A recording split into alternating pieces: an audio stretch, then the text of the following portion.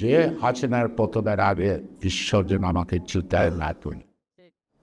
আজকে আরেকটা কথা বলে চাই, একটি সুষ্ঠু অবাধ একটা উৎসবের মতো ভোট না দেখা বলতো যেন ঈশ্বর আমাকে চিন্তায় না নেয়।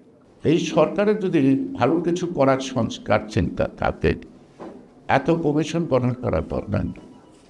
এই 31 দফা পণ্ডিত ব্যক্তিদের সামনে 7 দিনের সময় দিলে তাদের যদি এখানে সংযোজন বিযোজন ভাষাগত তথ্যগত বা শব্দগত পরিবর্তন থাকে করতে পারে, তার জন্য আলাদা আলাদা আরেকটা করে কমিশন গঠন করার প্রয়োজন।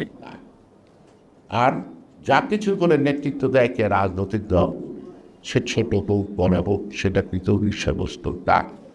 তারা জনগণের সাথে সোমবার বিকাল সন্ধ্যা রাত্রি কাটাতে হয়। জনগণের ঘুম থেকে ভাঙা একটা রাজনীতিবিদকে বিরক্তি লাগে।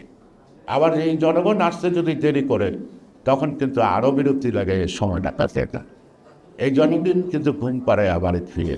সেই কারণেই রাজনীতিবিদদের সাথে রাজনৈতিক কর্মীদের সাথে জনগণের একটা সম্পর্ক থাকে, যার মধ্য দিয়ে এই সাংগঠনিকভাবে রাজনৈতিক আদর্শগুলি আমরা বহন করি, জনগণের দ্বার প্রান্তে পৌঁছে দিই এবং জনগণের ভাবনাকে আমরা সংগ্রাম করে আমরা আলোচনার টেবিলে তুলে ধরি, আমরা কর্মসূচি প্রণয়ন করে থাকি। এটাই আমার মনে হয় বাস্তবতা। এখন যা করি যা বুঝি তা কতটুকু করি এইটার বিষয়। অর্থাৎ আমি সবাই বুঝি কিন্তু আমল করি না। সমস্যাটা কিন্তু এই ভাই, আজকে এই কারণেই দেখা দিচ্ছে এই 31 দফা নিয়ে গ্রামে গঞ্জে কেন আমরা এই আলোচনাটা করেছি। অর্থাৎ এই ভালো কাজটা জনগণ পৌঁছে, কিন্তু রাজনীতিবিদদের বা রাষ্ট্র ক্ষমতা যায় না, অতীতের অভিজ্ঞতার আলাদে তাদের মধ্যে একটা সন্দেহ থাকে ক্ষমতা যাওয়ার আগে সবাই জনগণের কথা করে গেলে করুন। এটা খেলেও দেখা করবো কি না, বিএনপি না আরেকটা রাজনৈতিক দলই আসলো, তার নেতা কর্মীদের প্রস্তুতি থাকতে হবে। দীর্ঘদিন একটা কুসংস্কারের মধ্য দিয়ে জাতি চলছে, সেখানে এটা কিন্তু একটা সামাজিক কী হয়ে গেছে, কনভেনশন হয়ে গেছে।